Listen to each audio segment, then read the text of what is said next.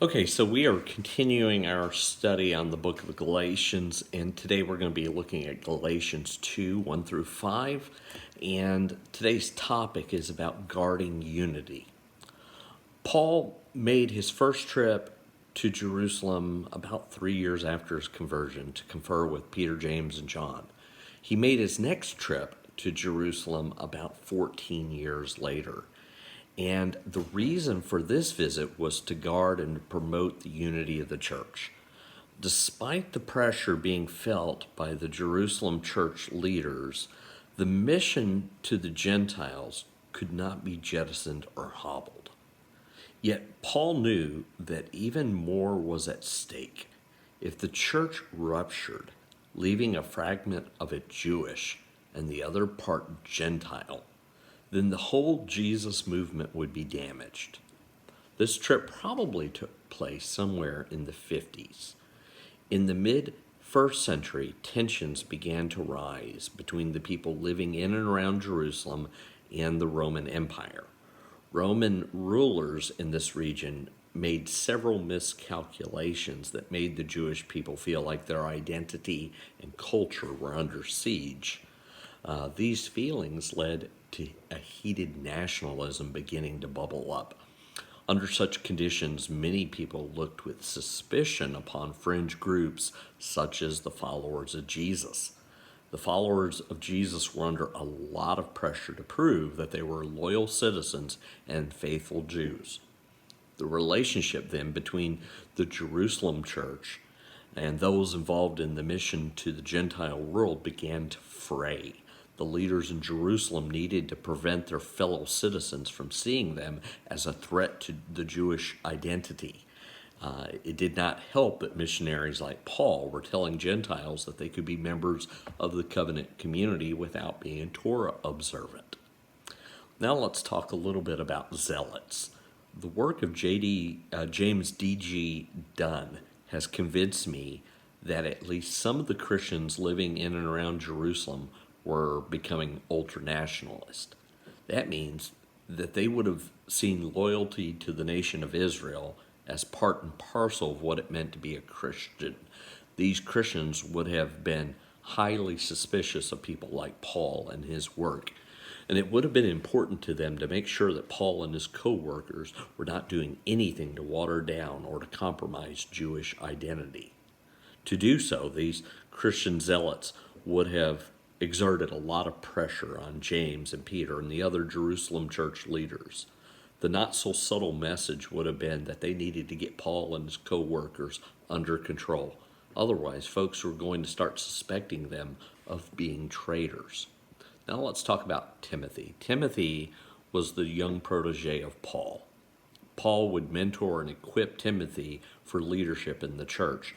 And just before his death, Paul would hand on the mantle to Timothy, who would pick it up and carry it as the legacy of his spiritual father. Timothy would also be instrumental as a co-worker with Paul, working among the Gentiles and Jews alike. But to work among the Jews, Timothy would need to do a few things. Timothy had a Jewish mother and grandmother. That means he was Jewish. But he also had a non-Jewish father, which means he was never circumcised. Without circumcision, Timothy could never be a useful missionary to other Jewish people. The matter had nothing to do with salvation or justification. It had everything to do with his particular mission and ministry. A non-circumcised Jew would have no credibility as a religious leader among his own people. Thus, Paul urged Timothy to be circumcised, and he was. Now, let's talk about Titus. Titus accompanied Paul on his second trip to Jerusalem. There was no thought of Titus, a Gentile, becoming a missionary to the Jews. Likely, he came to Jerusalem as a witness to what God was doing among the Gentiles. That would make it unlikely that Titus underwent the procedure of circumcision for that trip. Unfortunately, Titus's presence raised the hackles of the ultranationalist Christians who were already eager to throw Paul under the bus as a traitor to his people. It seems that some in Galatia We're using the example of Timothy to imply that Paul had Titus circumcised before the Jerusalem trip. The point being is that Paul's practice to have all of his converts undergo circumcision eventually, but that wasn't, of course, the case. Paul would have something to say about that later on. Now, with all of that background, let's read the translation that I've prepared of Galatians 2, 1 through 5. It was another 14 years before I had another reason to return to Jerusalem.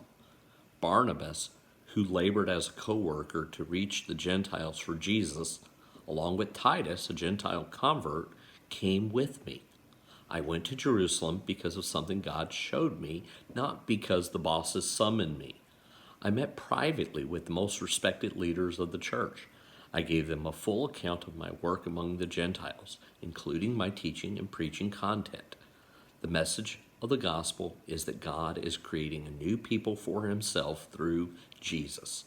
These new people are Jews and Gentiles standing alongside of one another, glorifying God together.